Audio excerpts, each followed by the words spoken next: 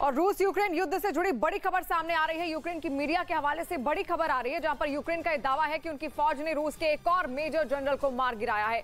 Major general का नाम Oleg मित्येव बताया जा रहा है। वो 150वीं मोटराइज्ड राइफल डिवीजन के कमांडर थे और 21 दिनों की युद्ध में रूस की ये तीसरे मेजर जनरल हैं जिनकी मौत की खबर है। और तस्वीर भी हम आपको दिखा रहे हैं। ये रूसी मेजर जनरल हैं, जहां यूक्रेन का दावा है कि इनको मौत के घाट यूक्रेन की सेना की ओर से लगाया जा चुका है। इससे पहले 2 और मेजर जनरल मारे जा चुके हैं। इनको रूस की ओर से जंग के लिए यूक्रेन भेजा गया था। और इस वक्त की एक और बड़ी खबर आपको बता दें, नेटो प्रमुख जेन्स स्टोलनबर्ग ने रूस पर बहुत बड़ा आरोप लगाया है। उनका यह कहना है कि रूस यूक्रेन में रासायनिक हथियार से हमले की तैयारी कर रहा है। और नेटो प्रमुख का यह कहना है कि रूस किसी भी फॉल्स फ्लैग ऑपरेशन कर यूक्रेन पर रासायनिक हमले को अंजाम दे सकता है। They claimed they did not plan to invade Ukraine, but they did. They claimed they were withdrawing their troops, but they sent in even more. They claim to be protecting civilians, but they are killing civilians.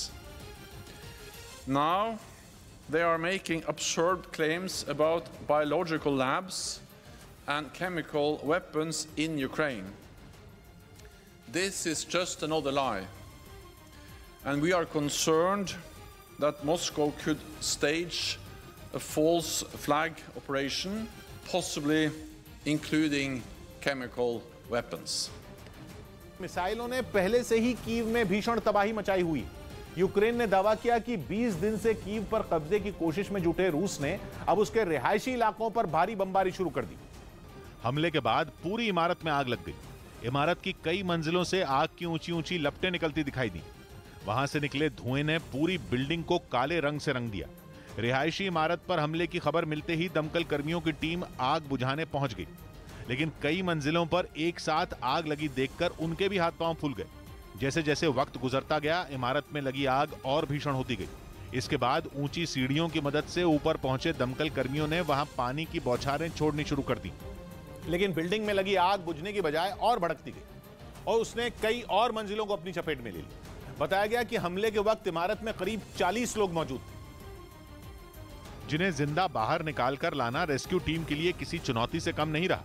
एक तरफ इमारत में लगी आग को बुझाने के लिए पानी की बौछारें छोड़ी जा रही थी, दूसरी तरफ वहां फंसे लोगों को निकालने का काम भी जारी था। वहां दमकल कर्मियों ने सीढ़ियों की मदद से बिल्डिंग के ऊपरी मंजिल पर फंसे लोगों को निकाला, जिनमें कई बुजुर्ग शामिल रहे। जान बच जाने पर एक महिला तो इतनी भावुक हो गई कि वो एक दमकल कर्मी के गले लगकर रोने लगी। कई घंटों की कोशिश के बाद इमारत में लगी आग को बुझा लिया गया।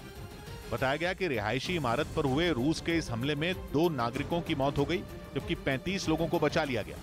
सिर्फ स्लेतोसिंस्की ही नहीं, कीव के पुजिल्स्की इलाके में भी एक बिल्डिंग को रूस की मिसाइल ने निशाना बनाया। रूस के हमले ने 10 मंजिला इस इमारत की शक्ल ही बदल कर रख दी। बिल्डिंग का एक एक हिस्सा बुरी तरह टूटा हुआ दिखाई दिया। बम के हमले से वहां भी इमारत के बड़े हिस्से में आग लग गई। इस बीच ब्रिटेन के रक्षा विभाग के सूत्रों ने दावा किया कि पुतिन की सेना के पास यूक्रेन से जंग जीतने के लिए अब बहुत कम वक्त बचा है।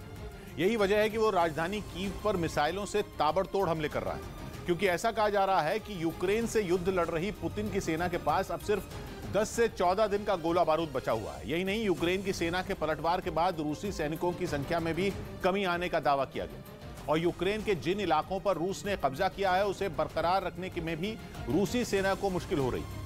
दावे के मुताबिक जंग में रूस के हालात अगर ऐसे ही रहे तो आने वाले 2 हफ्तों में यूक्रेन की सेना उस पर भारी पड़ सकती। पुतिन की सेना ने यूक्रेन के खार्किव में भी रात के समय दोबारा भीषण बमबारी का दावा किया। दावा है कि वहां पिछले 24 घंटों में 65 से ज्यादा बार हमले हुए, जिसमें 1 आदमी की मौत हो गई। और खार्किव में इन्हीं हवाई हमलों के एक वीडियो में जोरदार धमाके की आवाज सुनाई दी। इन हमलों की वजह से पूरे इलाके में रात भर आसमान में लगातार तेज रोशनी उठती रही, जबकि कई जगहों पर आग लगने से वहां धुआं ही धुआं छा गया। रूस के इस हमले से कई इमारतें मलबे के ढेर में तब्दील हो गईं, लेकिन खार्किव में रूस की बमबारी ऐसे ही तेज नहीं हुई, क्योंकि पुतिन की सेना की नजरें अब खार्किव पर टिकी हुई हैं और इसकी सबसे बड़ी वजह है खार्किव का रूस के काफी नजदीक होना। दोनों की सीमाएं एक दूसरे से लगती हैं। कीव के बाद खार्किव आबादी के लिहाज से यूक्रेन का सबसे बड़ा शहर है। इसी खार्किव में न्यूक्लियर पावर प्लांट भी है, जिस पर यूक्रेन ने पिछले हफ्ते हमला होने का दावा किया था। लेकिन यूक्रेन की सेना इस इलाके को बिना लड़े ही गंवाना नहीं चाहती। इसके लिए भारी बर्फबारी के बावजूद उसके जवान मोर्चे पर डटे दिखे। उन्होंने रूसी सेना को कड़ी टक्कर दी। इस जंग में यूक्रेन की सेना के लिए आधुनिक हथियार भी काफी मददगार साबित हुए। और इस वक्त की बड़ी खबर आ रही है, ईयू के 3 राष्ट्राध्यक्षों ने यूक्रेन का दौरा किया है। पोलैंड, चेक गणराज्य और स्लोवाकिया के पीएम ट्रेन से यूक्रेन की राजधानी कीव पहुंचे, जहां इन तीनों राष्ट्राध्यक्षों ने पीएम ज़ेलेंस्की के साथ बैठक की। और ये 3 की ही तस्वीर नेटो के सदस्य हैं और यूक्रेन के पड़ोसी देश भी हैं। रूस ने हवाई हमलों में यूक्रेन की सेना के कई टैंकों को तबाह करने का दावा किया। यह हवाई हमला कहां किया गया इसका तो पता नहीं चल पाया, लेकिन इसका एक वीडियो रूस के रक्षा मंत्रालय की तरफ से जारी किया गया, जिसमें रूसी सेना के हवाई हमले के बाद एक रिहायशी इलाके से आग का बहुत बड़ा गोला उठता दिखाई दिया, जिसे देखकर ऐसा लगा कि वहां बहुत बड़ा बम फट गया हो और उसके बाद पूरा इलाका धुएं के गुबार में ढक गया। इससे पहले रूसी सेना का एक जंगी हेलीकॉप्टर निशाना साधकर यूक्रेन की सेना के टैंकों पर गाइडेड मिसाइल दागता दिखाई दिया और जैसे ये मिसाइल जमीन पर मौजूद अपने टारगेट तक पहुंची, वहां बड़े धमाके के साथ कुछ टैंक ध्वस्त हो गए। कई मौकों पर तो दुश्मन के ठिकानों को निशाना बनाने के लिए ये हेलीकॉप्टर जमीन के इतने करीब आ गए कि उन्हें देखकर ऐसा लगा जैसे उन्होंने लैंडिंग कर ली हो। वहीं तय समय में अपने मिशन को अंजाम देने के बाद रूस के ये जंगी हेलीकॉप्टर एक एयरबेस पर सुरक्षित लैंडिंग करते दिखाई दिए।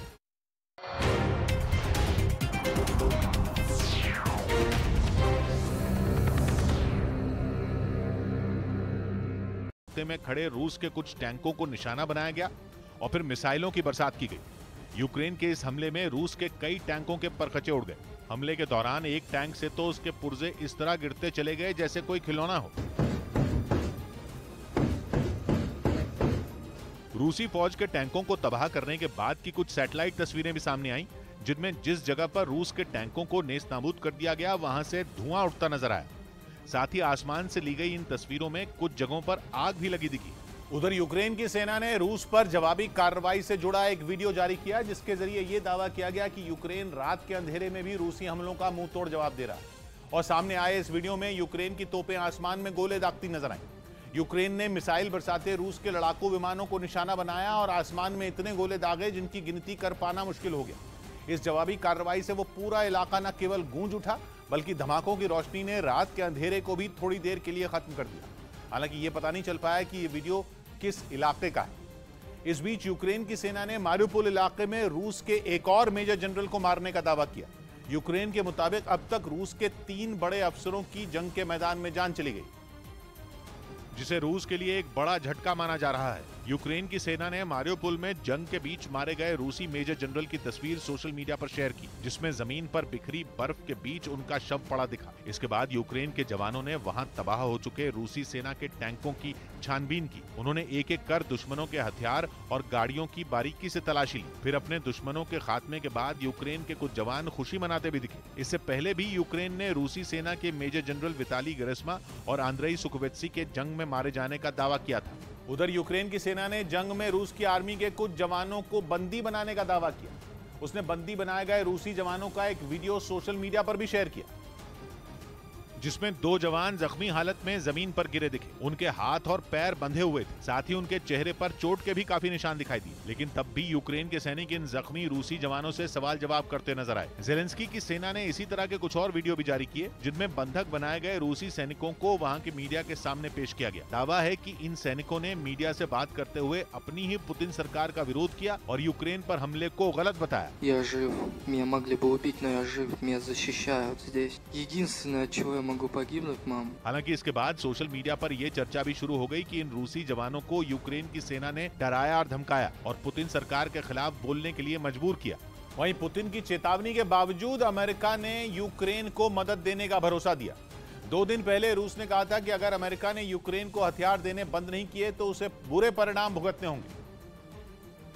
मगर पुतिन की इस धमकी का अमेरिका पर कोई असर नहीं हुआ और अमेरिकी राष्ट्रपति जो बाइडेन ने यूक्रेन को मदद देने का अपना वादा दोहरा दिया। अमेरिका ने साफ किया कि वो रूसी सेना का सामना करने के लिए यूक्रेन को नए हथियार देगा। इतना ही नहीं, जंग में घायल सैनिकों के लिए व्हाइट हाउस पैसे भी भेजेगा।